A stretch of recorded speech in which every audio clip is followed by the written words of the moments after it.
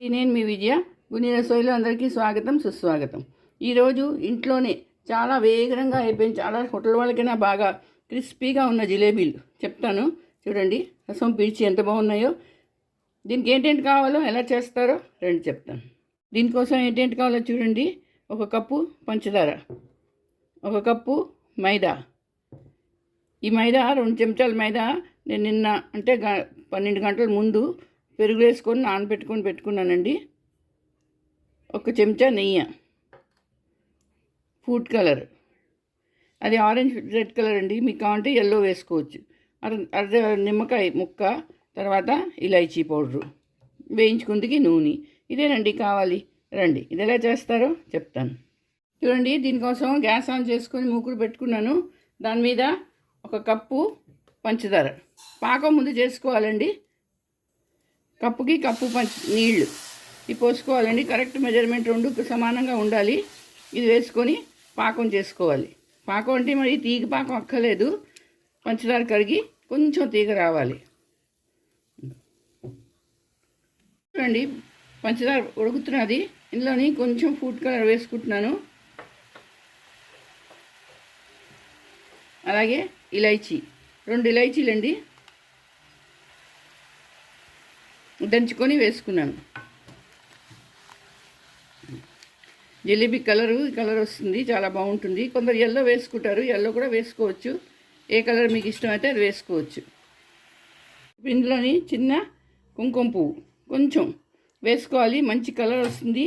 Colour కాదు, దీంట్లో taste కూడా చాలా బాగుంటుందండి.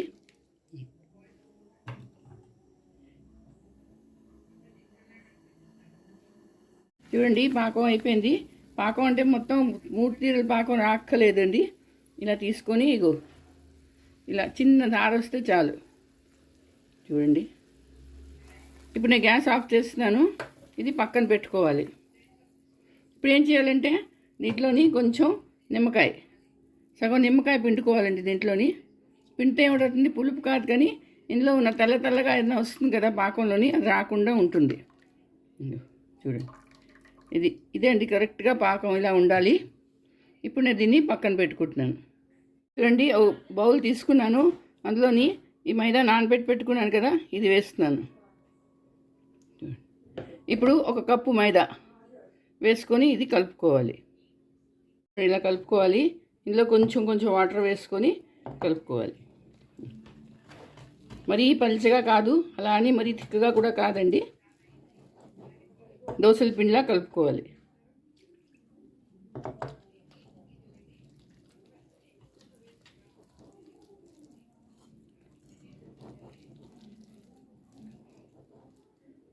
చూడండి ఇలా కలుపుకోవాలి.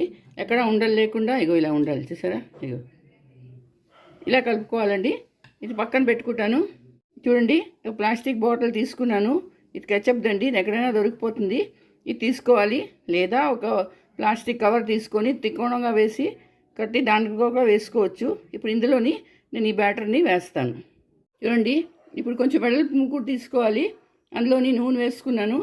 నూనె మరిగిందండి, కొంచెం సిమ్ చేసుకున్నాను. ఇప్పుడు ఈ బాటిల్ ఉంది కదా, దీంతో జలేబీలు వేసుకోవచ్చు. ఇంకో చూడండి, మీకు ఎంత పెద్దది కావాలంటే అంత పెద్దది వేసుకోవచ్చు.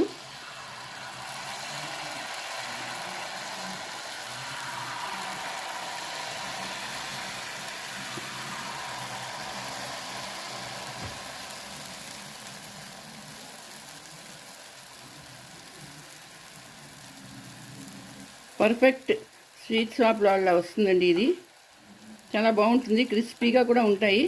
ఇగో చూడండి. అందుకని కొందరు ఏం చేస్తారంటే ఇన్స్టెంట్ చేయడం కోసం ఈనో వేసేస్తారు మైదాలో. అలా కాకుండా ఇలా చేసేమనుకోండి, ఒకరోజు ముందు కొంచెం మైదాలోని కొంచెం పెరుగు వేసుకొని నానబెట్టుకున్నాం అనుకోండి, అలాగే వస్తుంది. గుల్లగా చాలా బాగుంటాయండి, క్రిస్పీగా కూడా ఉంటాయి. ఇది చూడండి,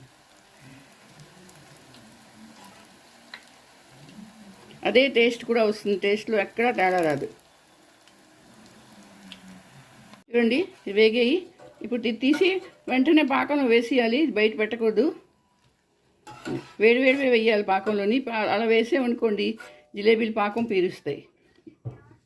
ఇక్కడ ఏంటి గుర్తుంచుకోవాలంటే పాకం కొంచెం వెచ్చగా ఉండాలి, మరి చల్లగా అయిపోకూడదు.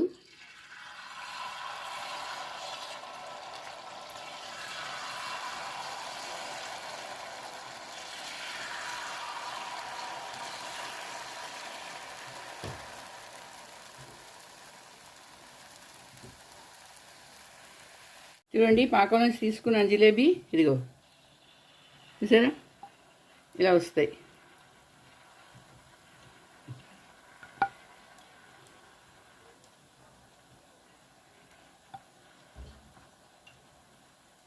బాగా పీల్చుకుంటుంది రసం. ఇదిగో చూసారా, ఇదిగో చూడండి రెండో వాయి కూడా అయ్యింది. ఇదిగో పాకంలో వేసిస్తాను. మళ్ళీ ఇంకా వేసుకుంటాను.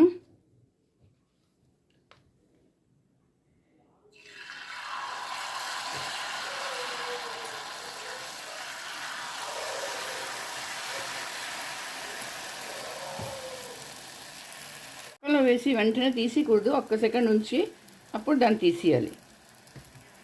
ఇదిగోటండి వేడి వేడి హోటల్ వాళ్ళకన్నా ఎక్కువ క్రిస్పీగా టేస్టీగా ఉన్న జిలేబీలు రెడీ అయిపోయి. చూసారా ఎంత బాగున్నాయో, చూడడానికి ఎంత బాగున్నాయి. ఇంకో చూడండి, ఇగో చూసారా ఎంత బాగున్నాయో. ఇలా మనం ఇంట్లో చాలా వేగంగా చేసుకోవచ్చండి. మరి మీరు చేసుకోండి, అందరికీ చేసి పెట్టండి. అలాగే నా వీడియో నచ్చితే తప్పకుండా లైక్, షేరు, కమెంట్ చేయండి. మళ్ళీ ఇంకో వీడియోతో కలుస్తాను. అంతవరకు సెలవు.